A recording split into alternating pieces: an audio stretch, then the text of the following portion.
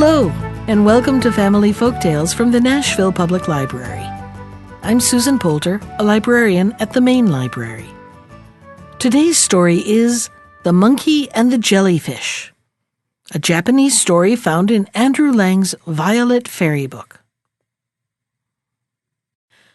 Children must often have wondered why jellyfishes have no shells, like so many of the creatures that are washed up every day on the beach. In old times, this was not so. The jellyfish had as hard a shell as any of them, but he lost it through his own fault, as may be seen in this story. The sea queen Otohime, whom you read of in the story of Urashima Toro, grew suddenly very ill. The swiftest messengers were sent hurrying to fetch the best doctors from every country under the sea, but it was all of no use. The queen grew rapidly worse instead of better. Everyone had almost given up hope when one day a doctor arrived who was cleverer than the rest and said that the only thing that would cure her was the liver of an ape. Now, apes do not dwell under the sea, so a council of the wisest heads in the nation was called to consider the question how a liver could be obtained. At length it was decided that the turtle, whose prudence was well known, should swim to land and contrive to catch a living ape and bring him safely to the ocean kingdom. It was easy enough for the council to entrust this mission to the turtle, but not at all so easy for him to fulfill it.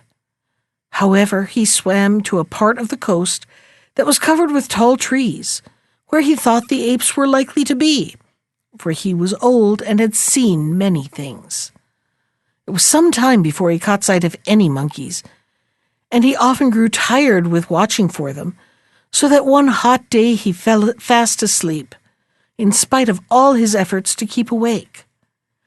By and by, some apes who had been peeping at him from the tops of the trees, where they had been carefully hidden from the turtle's eyes, stole noiselessly down and stood round staring at him, for they had never seen a turtle before and did not know what to make of it. At last one young monkey, bolder than the rest, stooped down and stroked the shining shell that the strange new creature wore on its back. The movement, gentle though it was, woke the turtle. With one sweep, he seized the monkey's hand in his mouth and held it tight, in spite of every effort to pull it away. The other apes, seeing that the turtle was not to be trifled with, ran off, leaving their young brother to his fate. Then the turtle said to the monkey, "If you will be quiet and do what I tell you, I won't hurt you, but you must get on my back and come with me." The monkey, seeing there was no help for it, did as he was bid. Indeed, he could not have resisted, as his hand was still in the turtle's mouth. Delighted at having secured his prize, the turtle hastened back to the shore and plunged quickly into the water.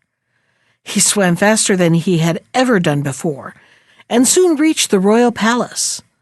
Shouts of joy broke forth from the attendants when he was seen approaching, and some of them ran to tell the queen that the monkey was there, and that before long she would be as well as ever she was.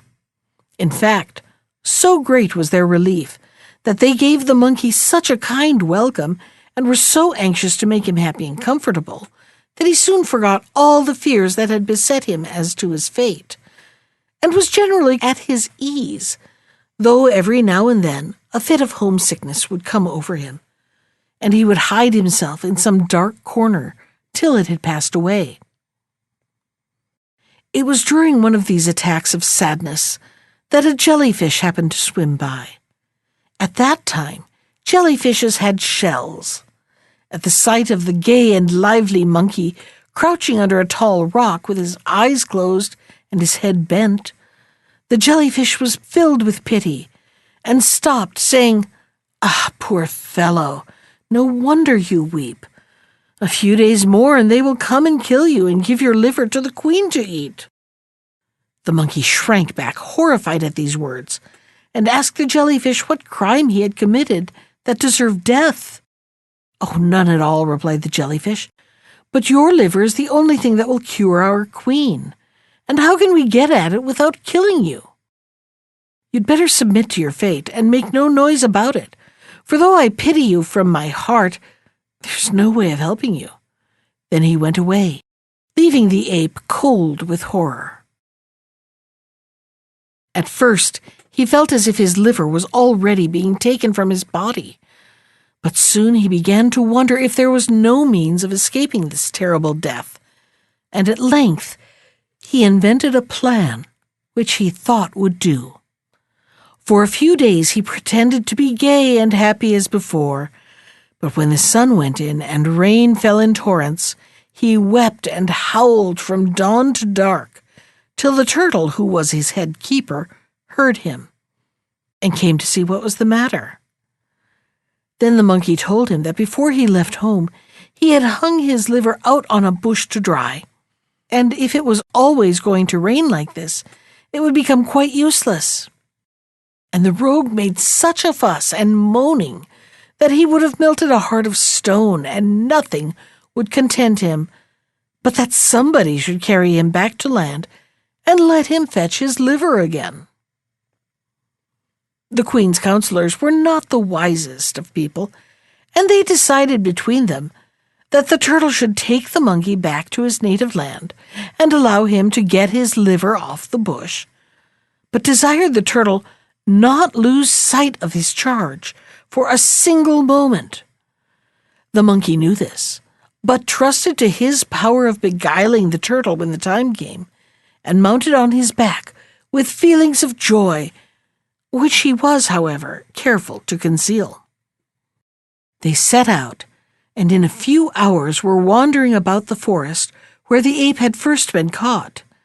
And when the monkey saw his family peering out from the treetops, he swung himself up by the nearest branch, just managing to save his hind leg from being seized by the turtle.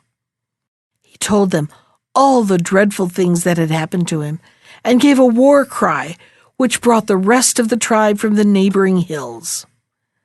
At a word from him, they rushed in a body to the unfortunate turtle, threw him on his back, and tore off the shield that covered his body.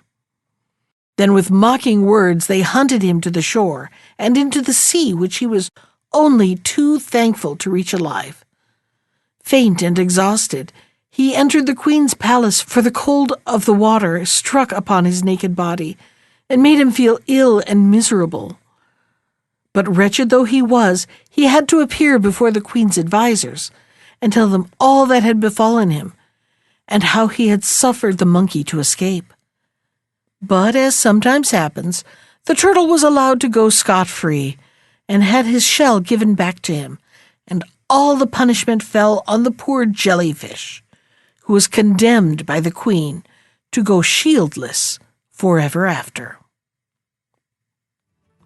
That was The Monkey and the Jellyfish, from Andrew Lang's Violet Fairy Book. Special thanks to Ginger Sands for our theme music. You can find more of Ginger's music at iTunes or on her website at www.gingersands.com. And if you'd like to comment on today's story, send me an email. I can be reached at susan.poulter, that's POULTER, @nashville.gov. Thanks for listening.